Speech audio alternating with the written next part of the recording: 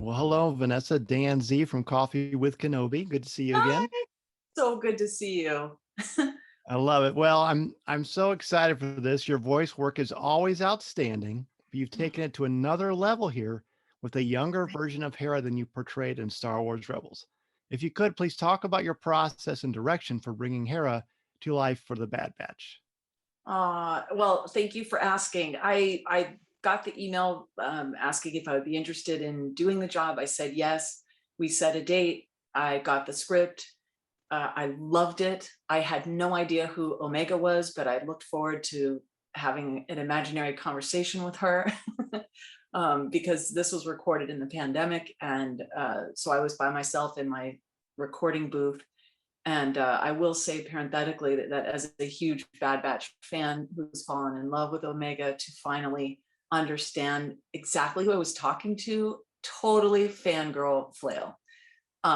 Okay, then we consider her age and sort of the pitch of her voice, and of course the accent, because this is her hometown, and she gets back to her hometown accent with charm, as we see later in Rebels. But yeah, so it was interesting to discover exactly how young, exactly how much of the accent, and I rehearsed it many different ways, and then brought all of that to the recording session and trusted that wherever they directed me, I would follow. And we found her together, and it, when combined with the animation, I was blown away, and I could not believe I was talking to Omega. Just couldn't believe it. Thank you. You're a rock star. Oh, you are. It's so good to see you. You too. All right, David, if you want to ask the next question. Hello, this is David from Endor Express. Hello, it's very great to see you again. Hi, how are you? I love your collection back there. Oh yeah. Great. I wish you all were here. We could completely, like, I'd get us order some food and we could like hang out and play with all of this. There are gifts from many of you back here, but anyway, move on. Oh wow. Okay. So Yeah. my question is that we've started to see a lot of the characters in the animated series show up in live action, and I just wanted to know, I mean, I guess you can't, I'm asking this question and I know you're not really allowed to answer it, are you? If we can hopefully see Harrison Dula in live action, but with you as the actor. Oh gosh, only Dave Filoni knows the answer to that question. So I mean, I have no idea. I would love to see her anywhere, in a book, in a comic book, or actually any Star Wars content at all thrills me. But I am very curious personally as a fan, what happens with Jason? Does he have Jedi abilities? Does he suddenly grow Laku as a teenager? I mean, I don't understand. I don't know. I have so many questions. And, is he kind of, how Kanan's a bit of what did that kid turn out to be like? And I want to know where Ahsoka went, and Sabine, and where's Ezra? These are all questions that I pray get answered in some form, comic book, novel, Disney Plus show. I don't care where it is, but I will be so satisfied as a fan to know how that all turned out. I mean, it did have resolution, obviously, at the end of Rebels, but my mind wanders sometimes, and I pray that someday we all get to experience that. But do I know anything about it? Not a thing.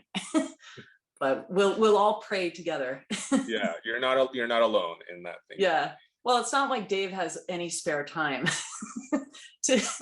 He's got a lot going on. So I don't know, maybe when things calm down in the distant future, who knows? But we have hope.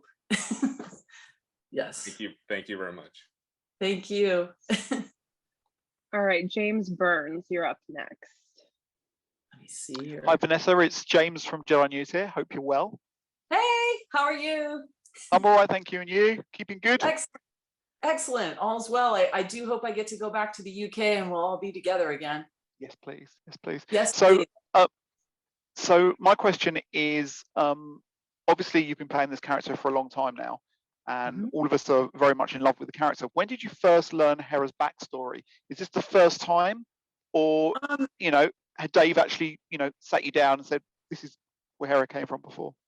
Well, yes, Dave did tell us much of this in our first session for Rebels. A lot of this was mapped out a long time ago, but I really didn't know what it would look or sound like.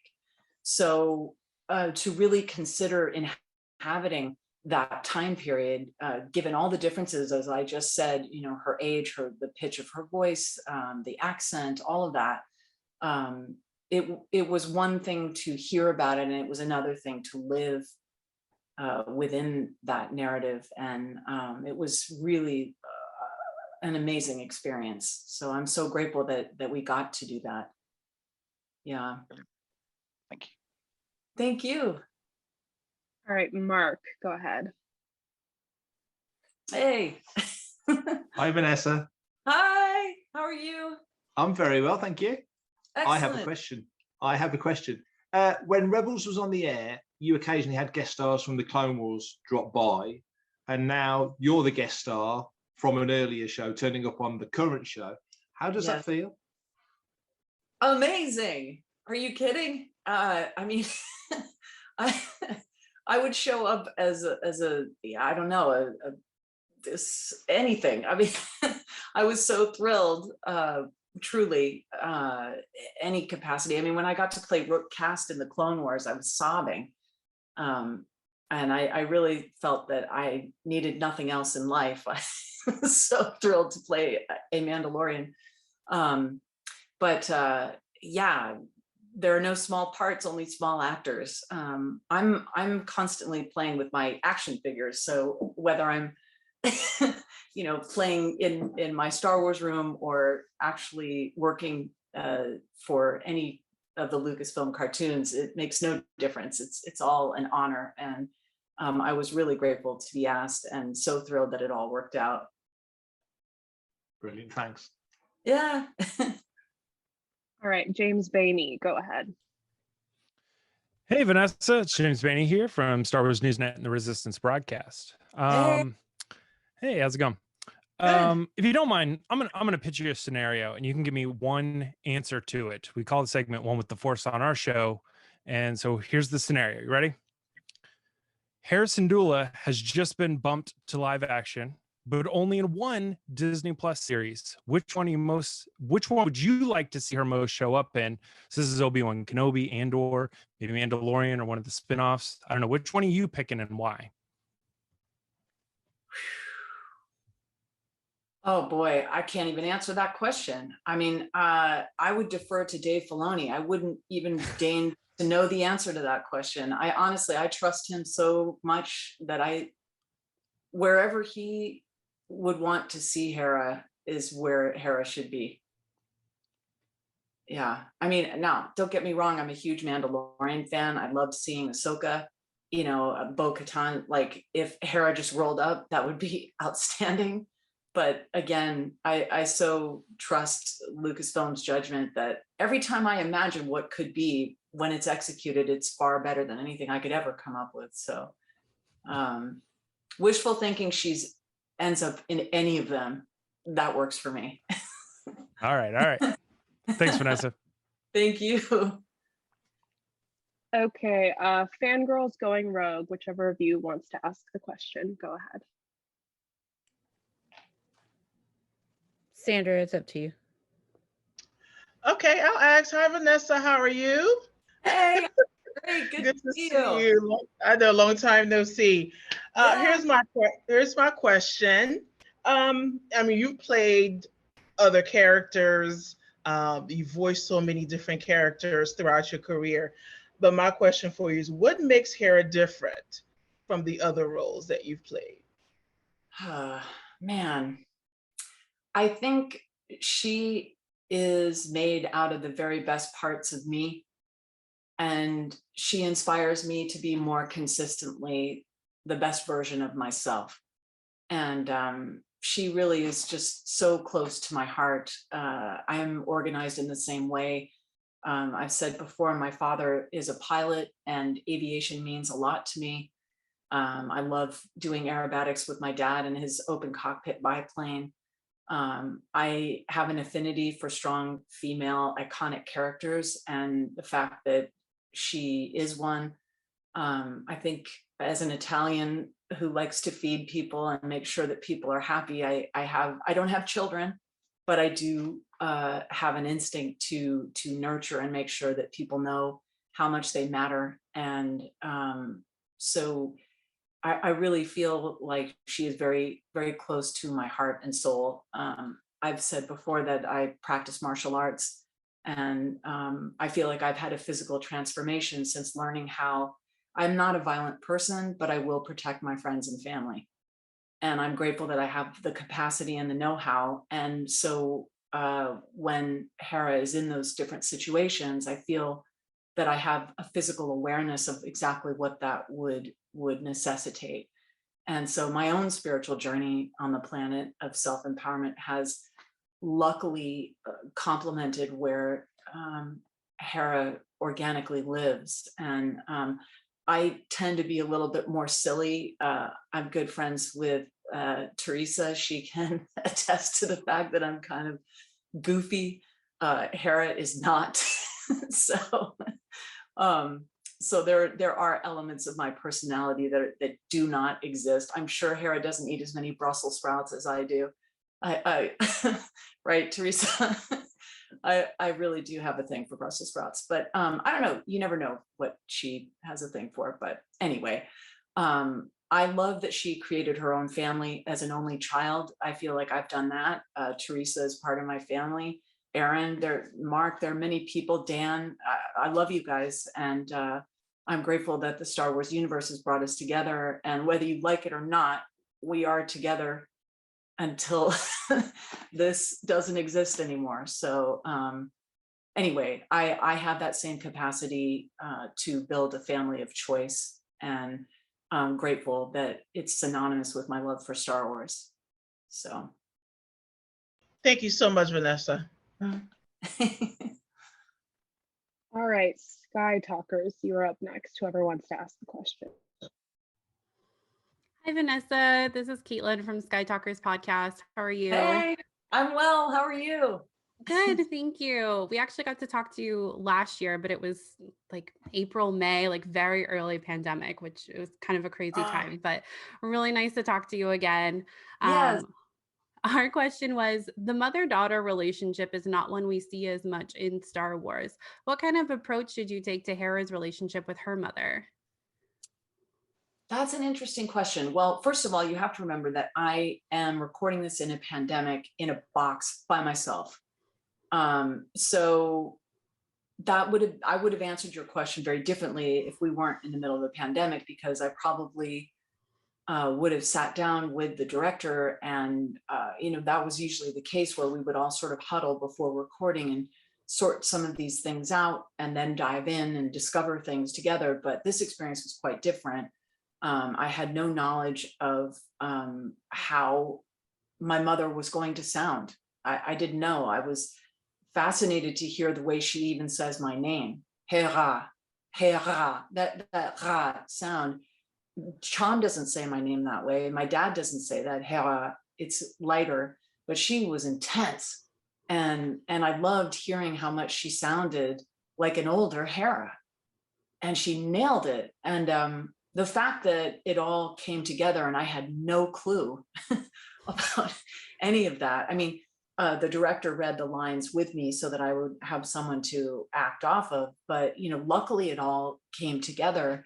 And it also allows me as a fan of Bad Batch to be able to continue to watch the series and be, sort of surprised and delighted by all of it. So what is the mother-daughter relation like? It was one thing in my imagination, and it was quite another to see exactly what it was when it was all put together. And both experiences were fantastic. And like I said, I'm just grateful in the pandemic that we were able to create Star Wars content no matter what. Nothing will stop us. Nothing. Right? Well, it was great. Nope. Thank you. Thank you. All right, Aaron, go ahead. Hey, Vanessa. Hey, how are you? Great. Always awesome to see you.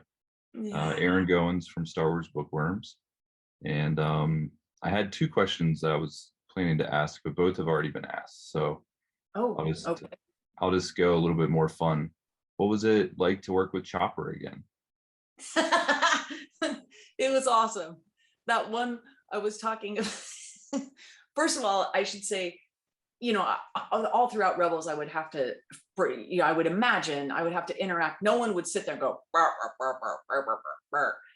There were sort of the parentheticals of what it is he was saying, and I would pause and then pretend that I could hear that, whatever else. But what was fun in this particular episode, when we see them at the very beginning, they already have this very close relationship. I don't know if you remember in the animated short for Rebels, Dave said that R2D2 was like a little dog and Chopper is a cat. And you know how cats are.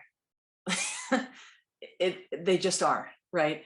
And Chopper Chopper, they just have that relationship that takes many different ways to sort of talk them off the tree, if you will.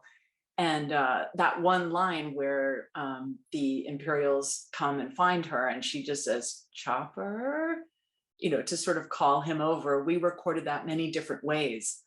And so it was interesting to see which version that they used. And I think it was the perfect one, because it was sort of calling to him without calling to him, but yeah, it made me so happy. I totally cried. A complete nerd. I was sobbing. I was just so happy to see them again. I missed them. And yeah, it was great. All right, Dan, back to you. Wonderful. Well, Vanessa, one of the best things about Devil's Deal was, of course, the reintroduction of Hera, but talk about the beautiful metaphor of flying in this episode and what we learn about Hera through it. Yes. Well, as I've said, my dad is a pilot and I've flown with him before. And, it's interesting. My dad, he worked at NBC for many years as a news reporter. And when he retired, he said, I was in the Air Force, but I only worked for the radio station there. I never got to fly a plane. And I dared him to learn how to fly. I did not expect him to not only learn how to fly, but learn how to fly an open cockpit biplane and do hammerhead maneuvers over Kern County. I mean, my dad is out of control.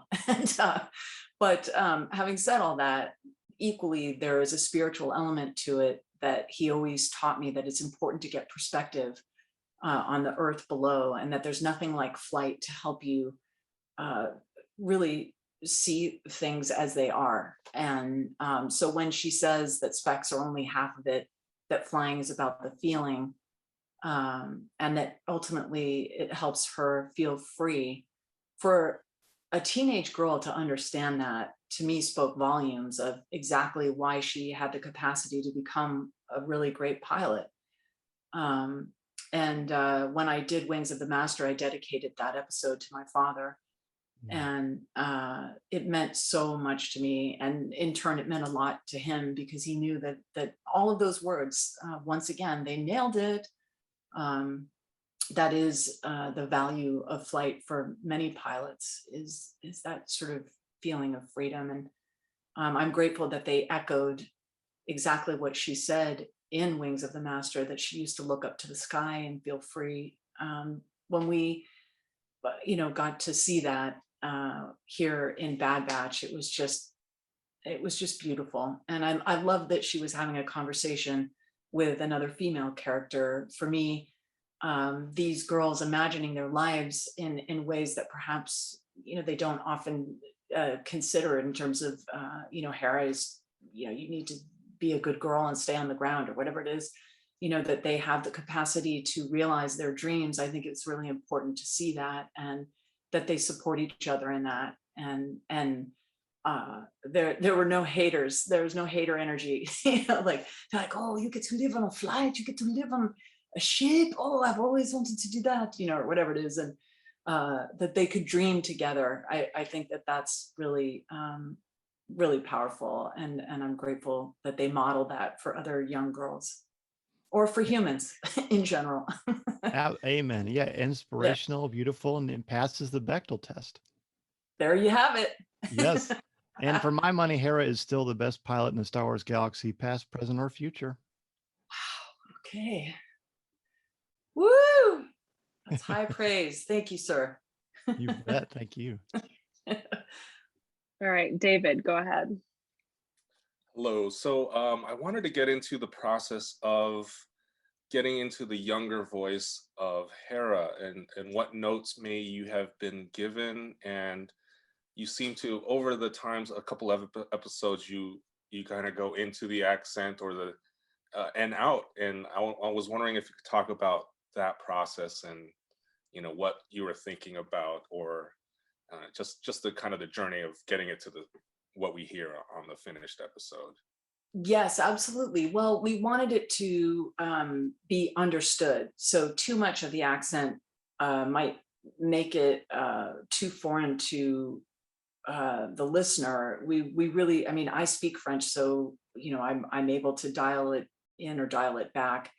I have played teenage girls in the past, and I tend to try and base characters on people I know. I think I based Hera on myself, but as far as applying the accent on top of it, and also the youth, I reflected on my playing Mary Jane in the Spectacular Spider-Man, which took place in high school, and was curious about taking some of Mary Jane's sound and lending that to Hera's moxie and the way she's organized, and then of course putting the accent on top of that. As I said, I prepared my script with a thick accent, a thin accent, a medium accent, very, very young, very sort of sort of a scraggly teenage. I mean, because she could have had more texture in her voice. Like, we could have gone any which way, and I was prepared. Usually when I go to any audition or any job, I bring 3 options. And because I want them to think of things they hadn't thought of before. And I come prepared. And with her, I had different dialed up or dialed down versions of those things. And so we were able to discover it together. But again, I wasn't able to hear what my mother sounded like. And I didn't know that her accent was so thick. And I didn't realize that I land somewhere between Chom's accent and my mom's accent, which I thought was actually kind of cool, especially when she's rebelling against it and chooses to lose it later in life. Yeah, that was really fascinating to hear that. Yeah. Over the years too. So yeah, exactly. Yeah. Thank you. All right, James Burns, go ahead. Hi there. So how does it feel to be such a strong, inspirational character in the Star Wars galaxy? It's an absolute honor, truly an honor. I have no words. I mean, having been an only child, the Star Wars story, it saved my life. I think Star Wars fans understand how much the narrative can mean. It's so rich. We've talked about Joseph Campbell and the hero's journey, and how all of these dynamics come together for each and every one of us to go from our family of origin to the family of man, to use that phrase, and that how we do find our chosen families. And I think, Hera comes to collect some very special souls, and they're all great Star Wars characters. I mean, Kanan's story of being sort of a partially formed Jedi, that sadly, we saw what happened to his Jedi master, that each character that came together on the Ghost had a very emotional past. Sabine with the Empire, and even Zeb had, as we learned, Zeb had his difficulties where he came from. But anyway,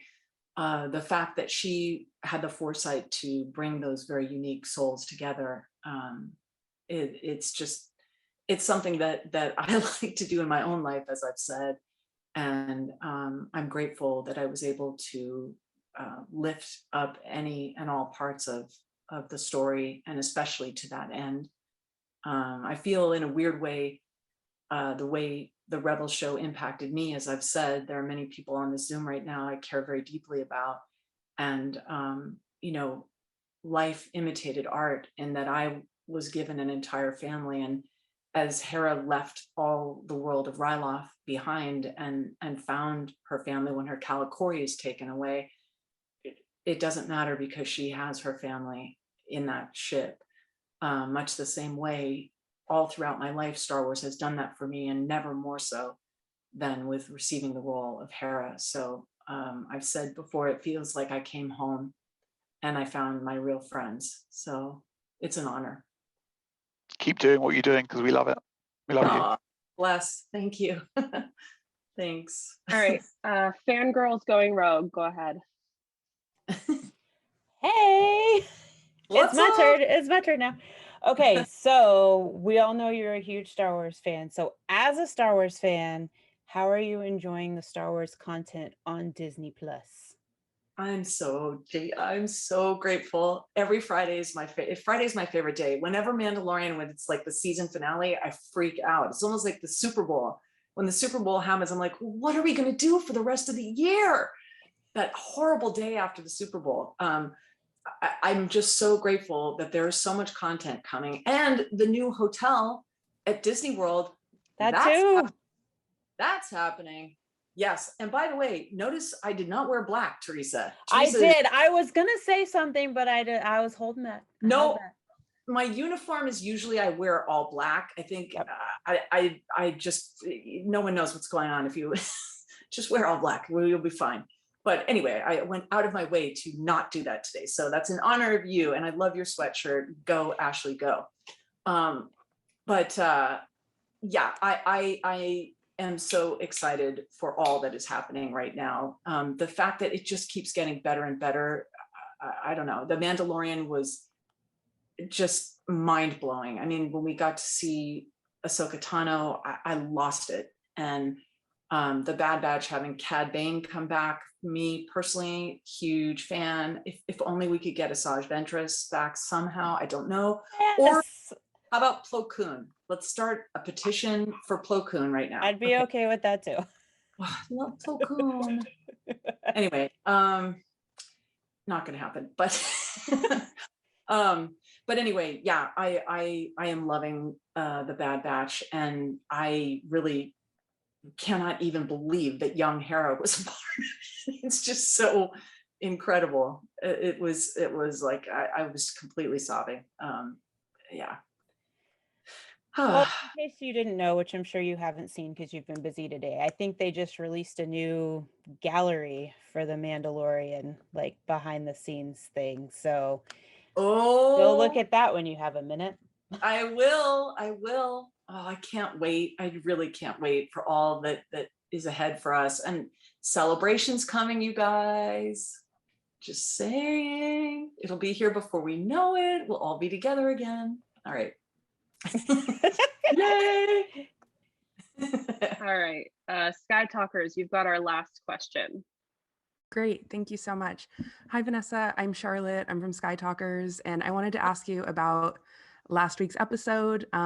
Last week's episode emphasized how complicated people's responses were towards the end of the Clone Wars, with members of Hera's family all taking different approaches about how to serve Ryloth best. What do you think Hera learns from her parents and her uncle? Wow. Well, that is an incredible question.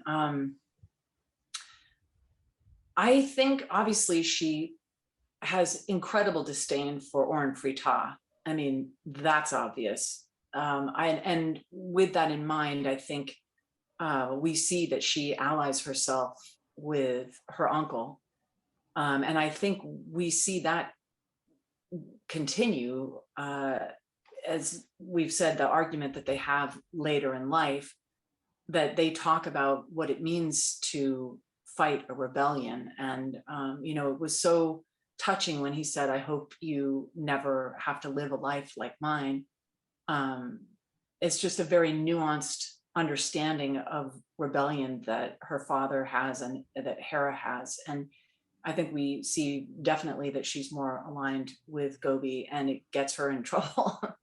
But she can't help it. And I think it's impossible for her to be anything other than who she is. And she's organized around doing the right thing. Not that Chom isn't, but I do think, you know, when Chom says that the clones have come in and they've helped us, and this is, you know, going to, his speech is magnificent. I think he wants to believe that. And, you know, and that's a respectable opinion, but I obviously see that Hera wants to be a little bit more hands-on about creating change. And I love that about her. And I love that we saw seeds of that and that they grow, and she becomes the incredible influence of the Rebel Alliance that we all have come to adore and celebrate. So, yeah. Absolutely. I love that about her too. Thank you so much. Yeah, thank you.